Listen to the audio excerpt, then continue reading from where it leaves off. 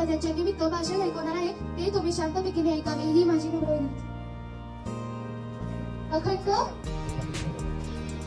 अखंड हिंदुस्थानाचे आद्य दैवत शाहू महाराजांचा माझ्याकडून त्रिवर मानाचा मुजरा.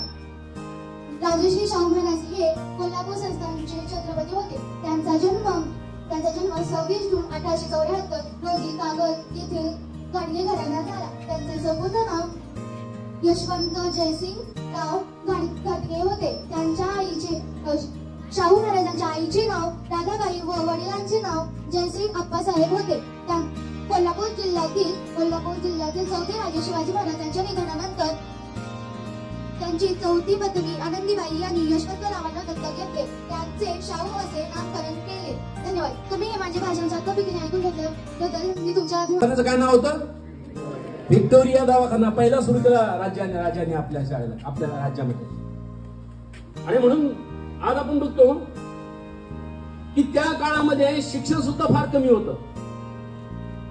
आणि म्हणून त्या काळामध्ये शाहू महाराजांनी जवळपास आपल्या राज्यामध्ये डेक्कन रयत शिक्षण संस्थेची स्थापना केली.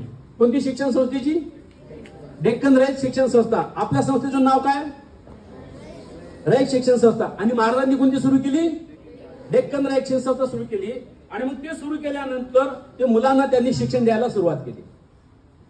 आणि त्यांनी आदेश काढले की प्रत्येकाला शिक्षण मिळालं पाहिजे, प्रत्येकाला शिक्षण मिळालं पाहिजे, प्रत्येकाचं आरोग्य सुधारलं पाहिजे, प्रत्येकाला रोजगार मिळाला पाहिजे. म्हणजे आज आपल्या भारतीय संविधानामध्ये ज्या तरतुदी आहे ह्या तरतुदी महाराजांनी आपल्या राज्यामध्येच राबवल्या होत्या. आणि मग शिक्षण मिळालं पाहिजे. विद्यार्थी शाळेमध्ये येत नव्हते. महाराजांनी एक आदेश काढला की जे पालक आपल्या विद्यार्थ्यांना शाळेमध्ये पाठवत नाहीत त्यांना 1 रुपया दंड करावा. जे पालक आपल्या विद्यार्थ्यांना शाळेत पाठवत नाहीत त्यांना 1 रुपया त्या काळात त्यांनी दंड केला होता. 1 रुपया दंड. आज 100 वर्षापूर्वीची घटना. 1 रुपयाची किंमत काय असेल? आज तुम्ही शाळेत नाही आले तुम्हाला काय दंड आहे का? आहे का? त्यावेळेला शाळेत नाही आला तर 1 रुपया दंड पालकांनी भरायचा असतो. म्हणजे जेणेकरून पालक आपल्या मुलांना रोज शाळेत पाठवतील हा उद्देश होता. आणि मुलांना शिक्षण मिळेल हा खरा उद्देश शाहू महाराजांचा होता.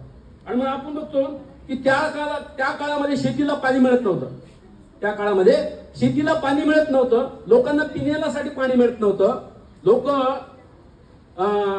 शेतीचं उत्पन्न मिळत नव्हतं. आणि मग पहिलं राधानगरी धरण शाहू महाराजांनी आपल्या राज्यामध्ये बांधलं. कोणतं धरण बांधलं? राधानगरी धरण शाहू महाराजांनी आपल्या राज्यामध्ये बांधलं. आणि मग लोकांना पाणी मिळालं, शेतीला पाणी मिळालं, भरपूर अन्न